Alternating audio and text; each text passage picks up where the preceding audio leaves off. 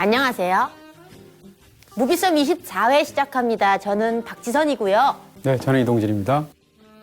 사실 지난 저랑 했던 방송에서 네네. 커플 이름 지어달라고 쓱 던졌는데 여러분들이 많이 댓글에 적어주셨잖아요. 엄청 적어주셨어요. 뭐 지진 커플도 있고 그랬던 네네네. 동지 커플도 있고 뭐 이지 커플도 동지. 있고 아이고 참여해주셔서 감사합니다. 감사합니다. 네. 네. 아, 인사하세요. 감사합니다. 네, 배꼽 인사? 네네.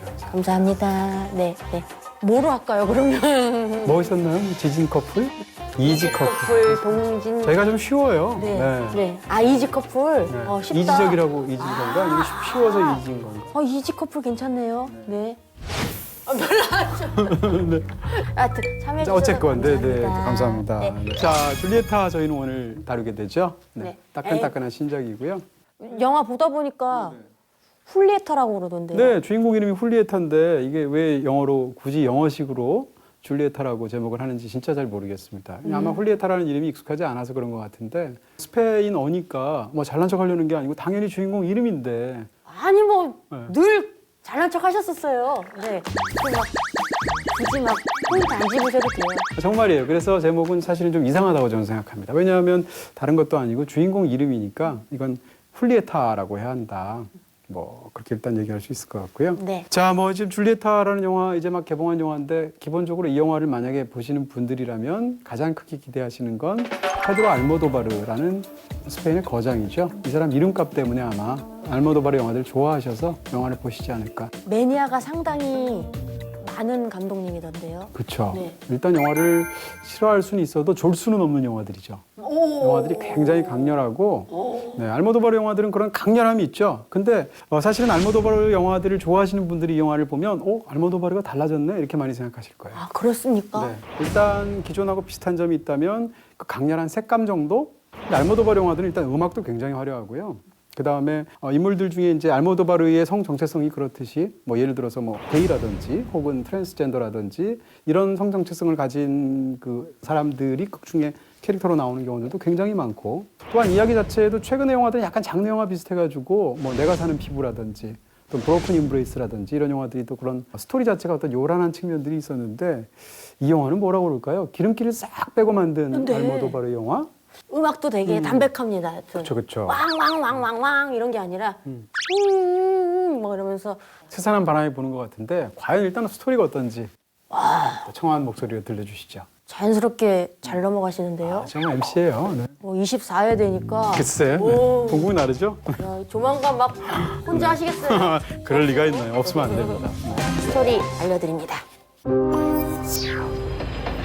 젊은 시절의 줄리에타는 어디론가 떠나는 기차 안에서 운명 같은 사랑을 만납니다.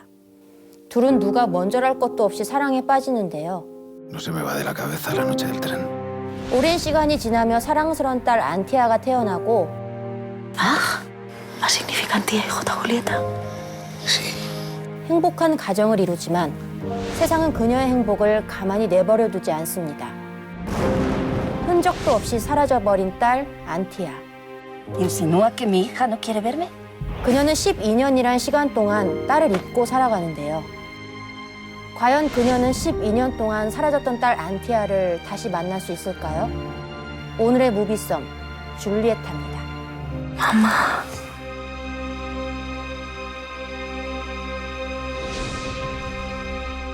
줄거리조차도 몰입도가 있죠. 그쵸. 스토리죠.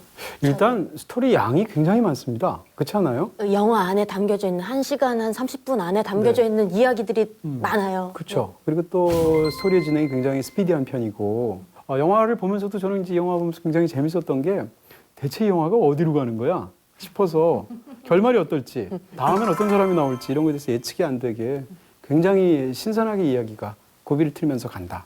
또 영화의 처음은 나이든 줄리에타부터 시작해서 그러니까요. 과거를 또 고백하고 약간 회상하는 그런 느낌으로 또 쑥 들어가기 때문에 몰입도가 더 있었던 것 같아요. 그렇습니다. 어떻게 비유해서 말하면 약간 시간의 로드무비?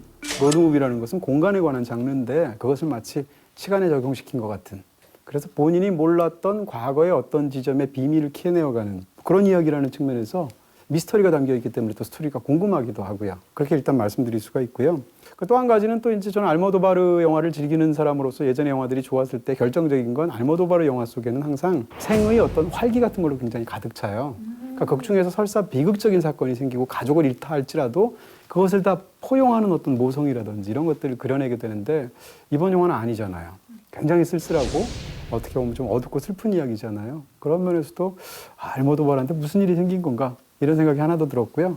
저는 알모도바르처럼 이렇게 모성이라는 주제를 집중적으로 탐구한 감독도 많지 않거든요. 예를 들어서 많이들 좋아하시는 귀향 같은 영화, 그 다음에 알모도바르의 최고작이라고 저는 생각하는데 내 어머니의 모든 것 같은 영화, 이런 영화들을 보시게 되면 결국은 저 어머니는 절망해야 될 것 같은데 그렇지 않고 굉장히 풋풋하게 그 모든 것을 포용하는 어떤 거대한 자연의 생명력 같은 그런 어머니들이었거든요. Yo adivino el parpadeo de las luces que a lo lejos van marcando mi retorno. 근데 이 영화에서의 어머니는 그렇지 않아요. 그래서 굉장히 또 개인적으로 흥미로운 지점이 있었습니다. 자, 일단 그런 얘기할 수 있고 또 한 가지 얘기할 수 있는 건 원작이 있다는 거. 이 네, 갖고 책을 왔습니다. 가져오셨어요. 네, 저도 굉장히 흥미롭게. 왜냐하면 앨리스 먼로가 한 2, 3년 전 노벨 문학상을 받았죠. 캐나다의 굉장히 유명한 현존하는 가장 뛰어난 단편 작가 중에 한 명인데 이 앨리스 먼로의 작품 이 떠남이라는 단편집을 몇 년 전에 이 바로 알모도바르가 읽고 굉장히 좋았대요. 그래서 이제 이 이야기를 가지고 만들었는데 흥미로운 것은 이 책을 펴면 5개의 단편 소설이 있는데 그 중에 뒤에 3개가 주인공이 같아요. 이름이 줄리엣.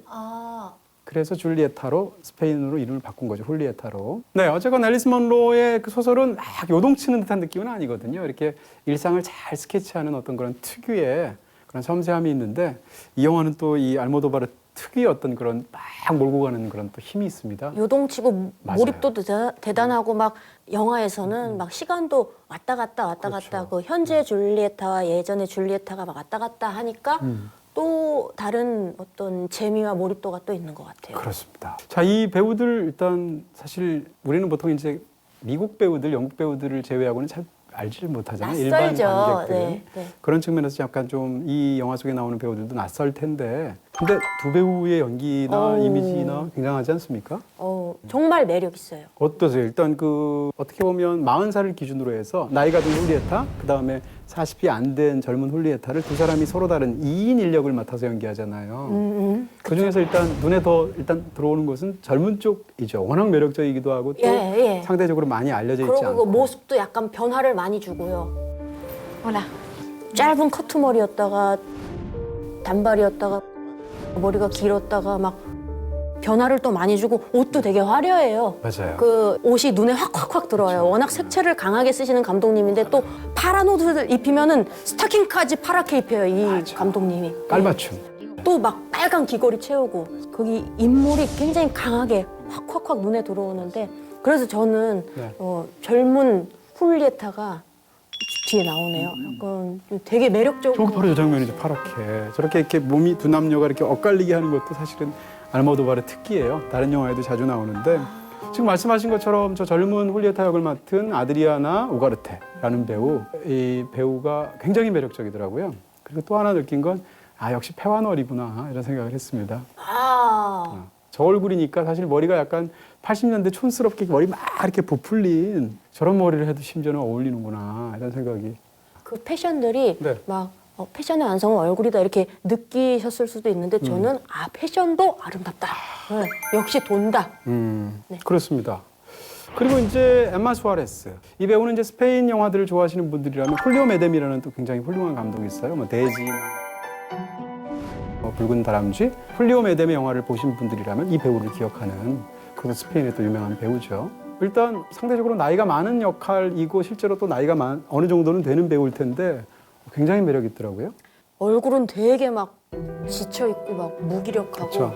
이게 되게 옷하고 얼굴이 막 상반된 그런 느낌을 받아서 되게 묘했어요. 그 캐릭터 자체가. 그리고 이제 이 알모도바르 영화를 좋아하시는 분들이라면 잊을 수 없는 그 유명한 그 알모도바르 표 배우 중에 한 명이 로시드 팔마라는 배우예요. 바로 그 가정부로 나왔던 마리안으로 나왔던 여성인데 Yo no me llevo nada que no sea mío. 굉장히 얼굴이 인상이 강해서 한 번 보면 잘 안 잊어버리죠.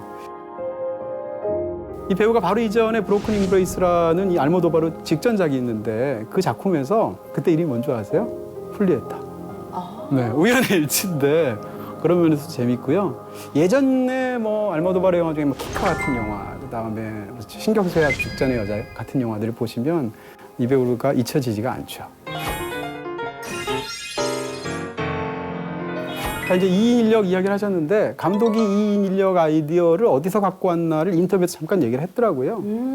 욕망의 모호한 대상이라는 또 굉장히 유명한 영화가 있죠. 욕망의 모호한 대상이라는 영화는 이제 루이스 부뉴엘이라는 감독인데 스페인 영화 역사상 가장 유명한 감독을 한 명만 꼽아라? 그럼 루이스 부뉴엘이에요. 근데 그분의 마지막 유작이 바로 욕망의 모호한 대상인데 그 욕망의 모호한 대상을 보면 두 배우가 2인 인력을 해요. 그래서 앙헬라 몰리나라는 굉장히 유명한 배우 또 캐롤 부케라는 굉장히 유명한 배우가 2인 인력을 하는데 그 아이디어를 이 영화를 워낙 좋아해서 갖고 왔다 거기서 라는 이야기를 알모도바르가 한 적이 있습니다. 근데 이제 2인 인력을 얘기하는 이유는 왜 그랬을까라는 건데 어떤 왜 그랬을까요? 그 수아레스가 그 배드 씨는 못하겠다 이런 걸 했었나?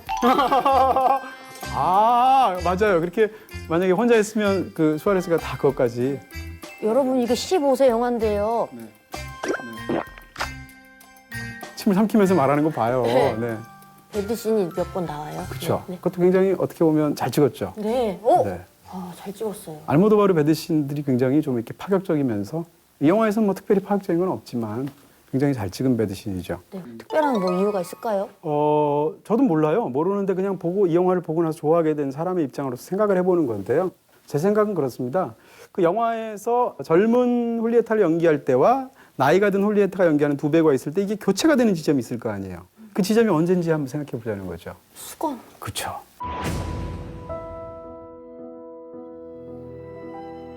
수건인데 그때는 어떤 상황인가 하면 어떤 굉장히 비극을 당해서 엄마 자체가 우울증에 완전히 넋이 빠져서 욕조에서도 완전히 이렇게 죽은 것처럼 거의 쓰러져 있을 때 딸과 딸의 굉장한 절친한 베아트리스라는 친구가 이렇게 뭐라고 그러나 엄마를 끄집어내서 일으키죠. 네, 그렇죠. 네, 네. 그래서 이제 머리를 수건으로 이렇게 말려주는 장면인데 그럴 때 배우의 얼굴이 바뀌면서 두 배우가 교체가 되는 것을 영화가 굉장히 극적으로 보여주는데 네. 이 영화 포스터 보셨어요? 예. 포스터에서는 머리를 이렇게 닦아주는 사람이 심지어 딸이 아니고 젊은 훌리에타예요. 그러니까 젊은 훌리에타가 나이가 든 훌리에타 배우의 머리를 닦아주는 식으로 포스터를 또 재구성했죠. 과거의 내가 미래의 나를 머리를 닦아주는 것 같은 그런 인상이 굉장히 강렬한 포스터를 만들었는데 제 생각은 그렇습니다. 왜 하필이면 그럼 두 배우를 교체할 때도 다른 장면일 수도 있는데 왜 그 장면일까라는 건데 그 장면에서는 엄마가 사실은 딸에 대해서 전적으로 자기를 맡기고 있는 거예요. 딸을 이렇게까지 믿고 있고 사실은 부모가 자식을 보호해야 된다고 생각하는데 정반대로 그 지점에서는 자식인 딸이 엄마를 완전히 책임져주고 엄마 입장에서는 유일하게 기댈 수 있는 사람이 딸밖에 없는 거죠. 그런데 영화를 다 보고 나시면 사실은 그때 딸이 그런 마음이 아니었어요. 영화를 끝까지 보게 되면 엄마 입장에서는 가장 멘붕이 될 것 같은 그런 순간이라고 말할 수도 있을 텐데 다시 말해서 이 영화에서 마흔을 기준으로 젊었을 때의 이 훌리에타는 생기발랄하고 사랑에 대해서 적극적이고 자기의 운명을 찾아가는 스타일이라면 마흔 이후에 늙은 나이가 든 훌리에타는 계속 허물어져 가고 지치고 이런 어떤 것이 되는데 결국은 이것을 두 사람이 다른 배우를 연기하게 함으로써 이 전반기와 후반기를 완전히 다르게 대비하고 있다는 거죠. 그럼 우리는 그런 질문을 하겠죠. 왜 대체 이 여자가 이렇게 됐을까? 거기에 관한 영화라는 거죠. 그런 측면에서 더 강조하는 측면에서 2인 이력을 사용하지 않았을까? 이런 또 추측이 되게 됩니다. 그럼 파트 1은 여기서 마무리하고 저희는 네. 파트 2로 돌아옵니다. 네, 본격적인 이야기 속으로.